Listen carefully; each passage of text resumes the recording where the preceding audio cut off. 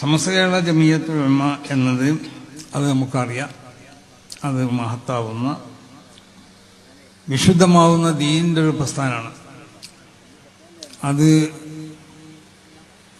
വിശുദ്ധമാവുന്ന ദീനിൻ്റെ സംരക്ഷണം ഇവിടെ നടത്തിക്കൊണ്ടിരിക്കുകയാണ് സമസ്ത കേരള ജമിയത്തുൽ ഉലമ.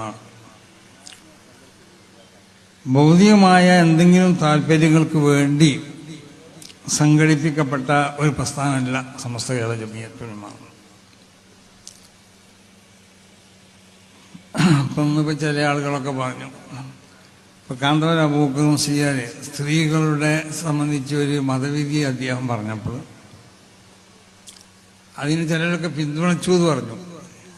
പിന്തുണച്ചാൽ പോരാന്ന് എനിക്ക് പറയണം. അത് നടപ്പിൽ വരുത്താൻ വേണ്ടി ശ്രമിക്കണം.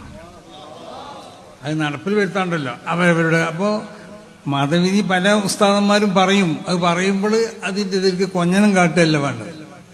അങ്ങനെയല്ലേ? ഇപ്പം എന്തെല്ലാം സമസ്തയുള്ള ജമിയത്തുൽ പല മതവിധികളും പറയും.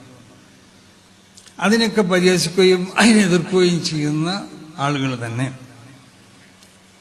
ഇവർക്കുള്ള സ്വാർത്ഥ താല്പര്യങ്ങൾ അല്ലെങ്കിൽ മറ്റുള്ള അവരുടെ താല്പര്യത്തിനോട് ഒത്തുകൊണ്ട് വരുമ്പോൾ, കാരണം അവർ എതിർക്കപ്പെടുന്ന രാഷ്ട്രീയ പാർട്ടികളുണ്ടാവും. ആ രാഷ്ട്രീയ പാർട്ടികൾക്ക് എതിരായി കൊണ്ട് ഉപയോഗിക്കപ്പെടാൻ പറ്റും ഈ ആയുധം എന്നുള്ള നിലക്ക് അതിനെ പിന്തുണച്ചു എന്ന് പറയാം.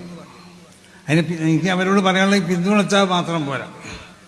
നിങ്ങളുടെ സമ്മേളനങ്ങളിലും നിങ്ങളുടെ മറ്റുള്ള കാര്യങ്ങളിലൊക്കെ മതപണ്ഡിതന്മാർ പറയുന്ന വിധികൾ പൂർണ്ണമായും കൊണ്ടിട്ട് അംഗീകരിച്ചു കൊണ്ടിട്ട്, പ്രത്യേകിച്ച് ഇതുപോലുള്ള വിധികളൊക്കെ അത് സ്വീകരിച്ചു കൊണ്ടിട്ട് അത് നടപ്പിൽ വരുത്താനും കൂടി നിങ്ങൾ ശ്രമിക്കണം എന്നാണ് എല്ലാവരോടും പറയാനുള്ളത്, പിന്തുണച്ചവരോട്.